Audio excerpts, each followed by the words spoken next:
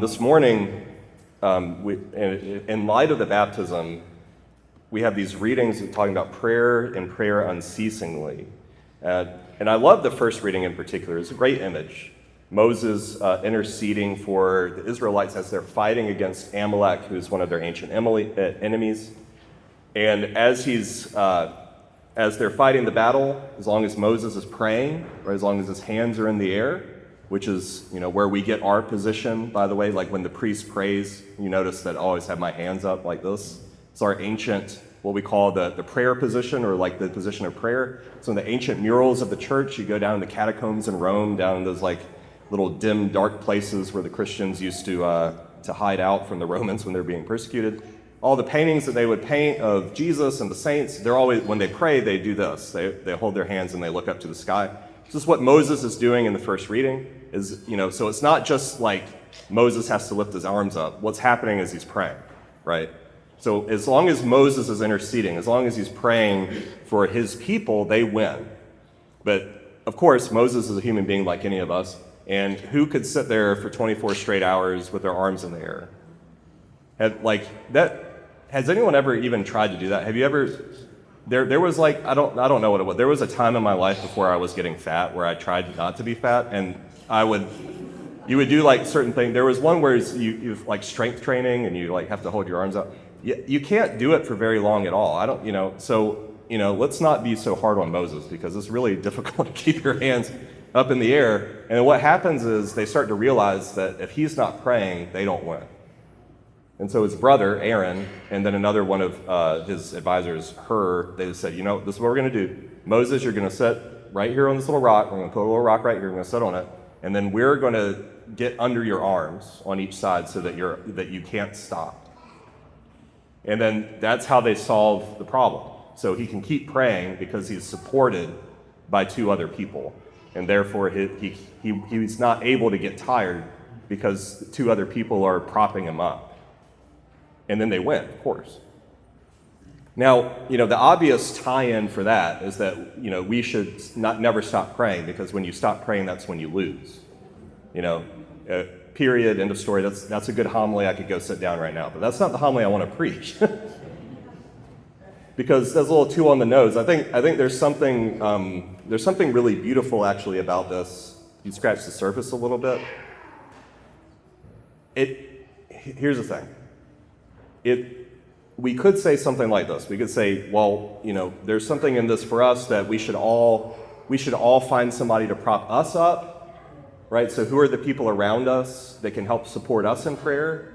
And that would be like a really good homily, maybe even for a baptism, to talk about, how the godparents and the rest of the family and the community prop up the parents and their duties to raise their child in the faith. That would be a fine homily. That'd be like at least a double.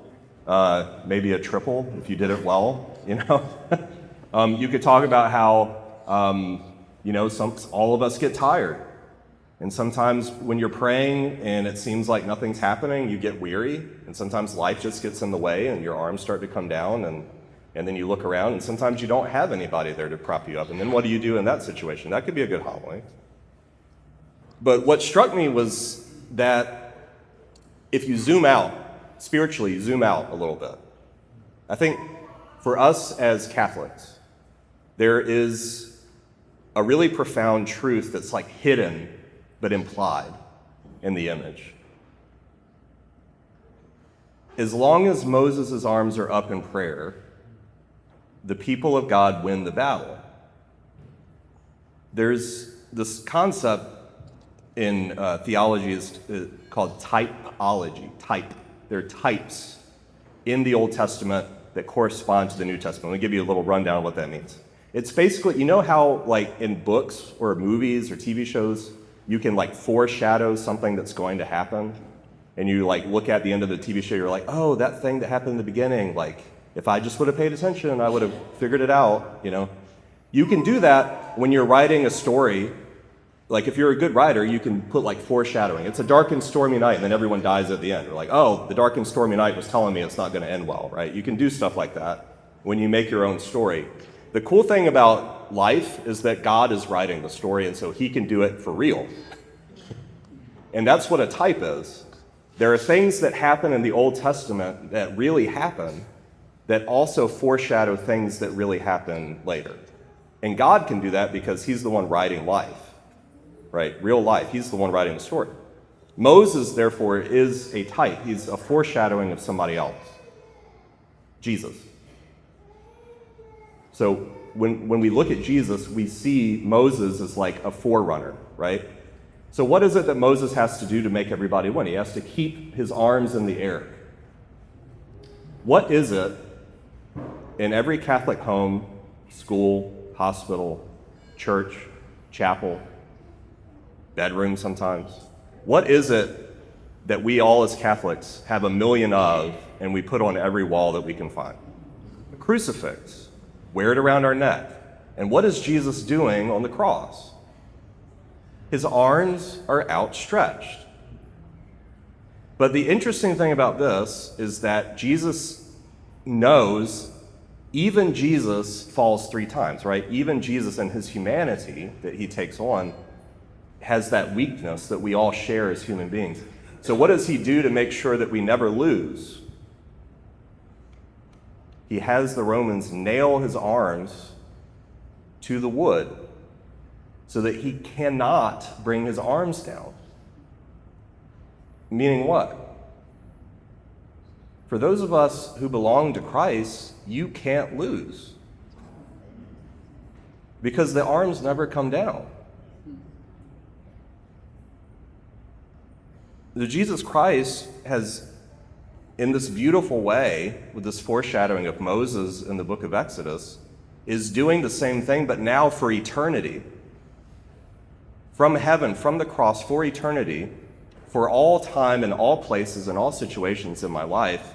Maybe I don't have anyone around to intercede for me, and maybe I feel alone and discouraged, but Jesus Christ is in heaven with his arms up all the time, which means that the battle is always won for those who belong to him. You cannot lose. The only way you could lose is to stop trying. The only way you could lose is to stop your part of it. But his arms are up. And just like in Exodus, as long as we fight, we win. This, I think, is also the meaning of that mysterious passage in the Gospel of St. Matthew, where Jesus hands the keys of the kingdom to Peter, right?